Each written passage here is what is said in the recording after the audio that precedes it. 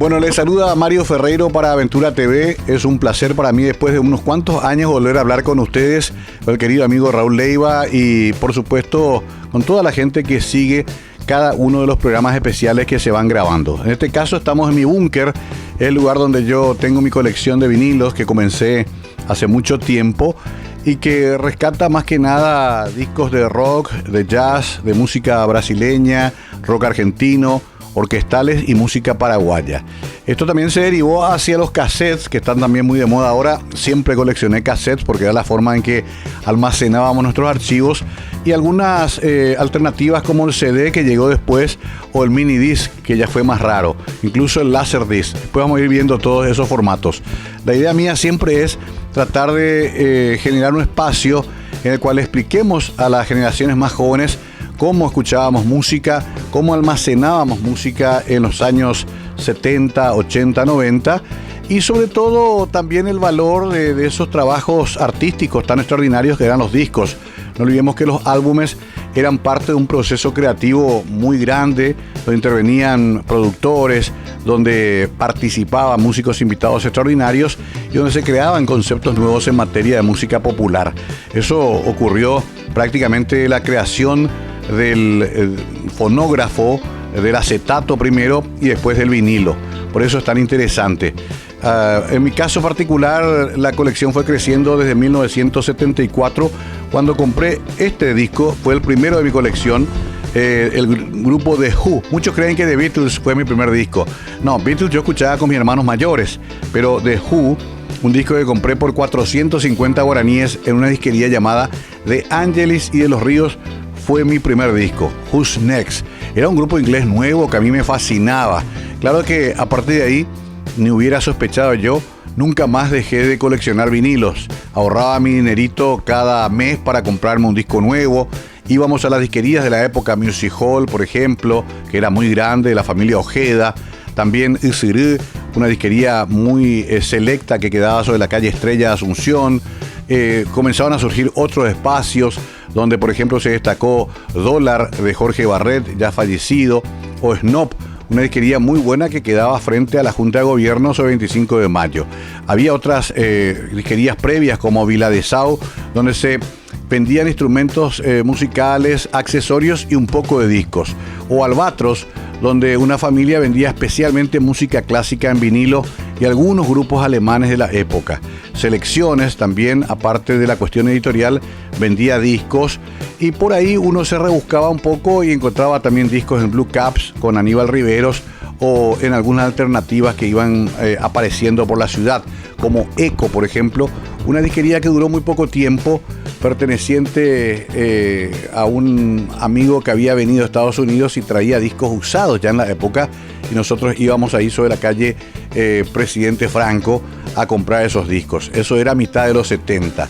Después sí, ya llegaron New York Disco Sound, Lennon, donde yo estuve involucrado con Ángel Aguilera, donde fui socio durante muchos años, Yes This Maniac del amigo Ángel López, y varias otras disquerías locales como Walhalla, por ejemplo, que fue muy popular también en materia de rock alternativo, o Zeppelin ya más recientemente.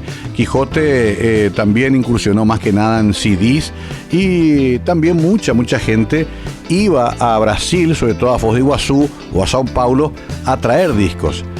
Yo recuerdo que íbamos a los famosos atacados ahí en la zona de más comercial de Sao Paulo, cerca de la Rúa Santa Ifigenia y compañía, donde encontrábamos los depósitos de discos, donde se compraba al por mayor, imagínense ustedes. También Buenos Aires siempre fue un mercado muy importante para nosotros.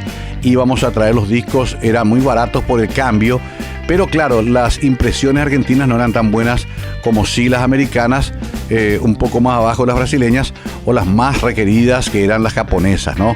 Europa también proveía muchos discos en los 90, y eso llegaba más que nada a partir del trabajo de las azafatas y los comisarios a bordo del app, a quienes le pedíamos que nos traigan algunos discos específicos que poníamos en una lista, y nos traían al por menor, pero eran muy apreciados los maxi singles, los discos del pop europeo, el eurodisco, que fue muy popular en Paraguay en esa década. El método era pedirle a algún amigo o amiga que trabajaba en la app que nos traiga esos materiales que eran muy, muy requeridos. Quiero también repasar un poquito en esta introducción que estamos haciendo el fenómeno de los disc jockeys.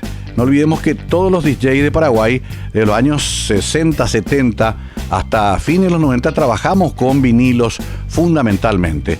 No existía todavía el CD, después apareció mucho menos el MP3, los controladores. La cinta se usaba solamente reel, el cassette no era apropiado, se consideraba de baja calidad para poner en las fiestas grandes, no era aconsejable. Entonces la gran pugna era conseguir los famosos discos. Los disc jockeys que más discos conseguían eran también los más requeridos en el mercado. Yo recuerdo a muchos de ellos, quizás los primeros, los hermanos Storm, que tenían Storm Records, que trabajaban ya con vinilos en la época. Miguel Amarilla, que falleció hace poco. Michael Yellow también trabajaba con cinta y con vinilos. Juan Carlos Díaz de Bedoya impuso las grandes cintas a reel, pero previa grabación con vinilos de todo su repertorio. Y claro, después ya aparecieron los DJs que marcaron época en los 80 y 90, que trabajaban con nosotros, que éramos más animadores que DJs. Caso de Gustavo Chulumix Benítez, caso de Junior, que trabajaba con Ángel López en Jazz Hispania, uno de los mejores. Estaban los DJs de boliches, el caso de Cayo Skill, primeramente, Miguel Ángel Sordina, Miguel Arrúa, los primeros DJs de El Safaris también, Hugo Villa, que falleció muy joven, y después las grandes estrellas, Alan Woods, uno de los mejores de todos los tiempos, indudablemente, en Musac y después en Caracol, Juan José Salerno, gran clásico de Caracol, Silvio Matio un poco después, Carlitos Escobar, otro de los grandes DJs en vinilo. Cuando digo DJ en vinilo, era poner en vinilo el repertorio de las 9, 10 de la noche que comenzaba la movida hasta las 3, 4 de la mañana. Por eso es que había 4 o 5 DJs en cabina. Era fascinante ver ese despliegue donde no podía haber un solo bache, no podía existir un solo silencio, había que enganchar tema tras tema. Eso hacía que muchas cabinas tengan 3 o 4 giradiscos para ir preparando los materiales y siempre haya un enganche preparado. Y también hay que mencionar ahí a otros como Ramón Mera, por ejemplo, que ya incursionaron más en un sonido tecno en los 90, por supuesto con su primo Pablo Mera, que fue el que impuso el estilo de Caracol Dance. Y las disquerías de la época también traíamos mucho material para DJs, que eran los famosos maxi singles, que tenían más fidelidad y eran versiones distintas a las que escuchábamos en la radio. En esta primera introducción también hay que mencionar muy especialmente que en esa época, inclusive en las fiestas del interior, en las fiestas en las capitales departamentales, se llevaban camiones de equipos, porque además de la famosa muralla de baffles, además de los sistemas de amplificación que eran bastante importantes, había que llevar los discos y había que llevar los giradiscos y los mezcladores. O sea, se llevaba una parafernalia, no es que iban una notebook todo el repertorio, iban cajones de miles de discos para tener aquel tema que pedía la gente. Era un problema no tener la canción de moda o la canción que la gente, el público pedía en cada momento.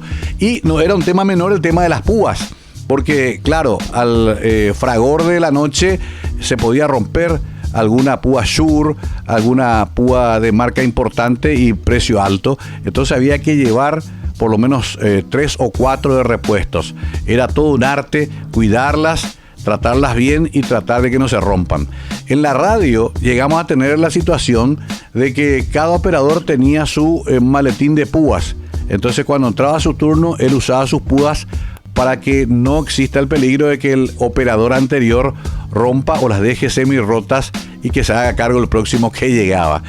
No olvidemos que la mayoría, el 99% de las radios en los años 70 y 80 trabajamos con vinilo, eran consolas Harris, eran giradiscos con el motor de mucha potencia, con una palanca para que pueda arrancar rápidamente el tema y con adaptadores para los discos de 45, los simples, o para usar LP. Tenían 3 velocidades, 33,5, 45 y 78 todavía, porque todavía había un resto de discos de 78 o publicidades que estaban grabadas en acetatos de 78 RPM. Eso fue desapareciendo de a poco. Y ya finalmente se impuso el MK2 1200 de Technics, que fue el adoptado por las últimas radios que usamos vinilos. Ahora hay un revival, algunas radios hacen parte de su programación en vinilo y ya usan las Technics MK1200, que son las más famosas del mundo, ¿no? Las más requeridas. Yo fui dueño de varios boliches, entre ellos el Blues Bar, el primero, el más grande que tuve, donde después se mudó Coyote. Ahí estuvimos 5 años y usamos los 5 años vinilos todavía. Teníamos ya compact, pero se usaba preferentemente vinilos. También otros boliches históricos como el Safaris, el Cactus, el JC de Charles Recalde, eran boliches 100% con música puesta en vinilos. Y después sí llegó el reinado del CD y más tarde ya del MP3, que reemplazó definitivamente a este estilo. Me acuerdo mucho también de la agencia TAS de Foz de Iguazú, donde fui varias veces invitado por los hermanos Rafaín, y ahí también se tocaba vinilo en los años 80. Eran discjockeys muy buenos, algunos venidos inclusive de San Pablo de Río, a los que le vi trabajar en ese lugar con un sonido extraordinario. Y ni hablar de los boliches de San Pablo y Río o de Buenos Aires, que también trabajaban íntegramente en vinilo. Y hay una anécdota ahí. Muchos de estos discjockeys venían a Asunción o a Ciudad del Este a proveerse de materiales, porque no había suficiente allá, sobre todo importado. En Ciudad del Este lo que más llevaban era equipamiento, y Asunción llevaban discos de las disquerías que recién mencioné. Eran compradores compulsivos casi de todo lo que venía de Europa, de Estados Unidos, porque la calidad de ese material era muy superior. En fin, en esta charla introductoria se habrán fijado, les conté más o menos una historia de 30 años, porque hay que comenzar a pensar que los vinilos y toda la presencia de los DJs y todo ese fenómeno comienza en Paraguay ya en los años 60, cuando ya se compraban los vinilos tanto simples como LP. En los 70 eso explota, tiene una gran difusión y sigue durante todos los años 80 todavía. Recién en los 90 se impone el CD, o sea, hablamos de por lo menos 3 décadas y un poquito más. Y ahora el retorno, del cual les voy a hablar ahí cerca de mis bandejas, para contarles cómo es este revival que hay ahora, con cantidad de clubes de fanáticos de vinilo, con reediciones de discos de vinilo, con coleccionistas que intercambiamos en todo el mundo, con páginas especializadas como Discogs y otras donde prácticamente está todo. Pero bueno, eso quiero contarles en una segunda parte de esta charla.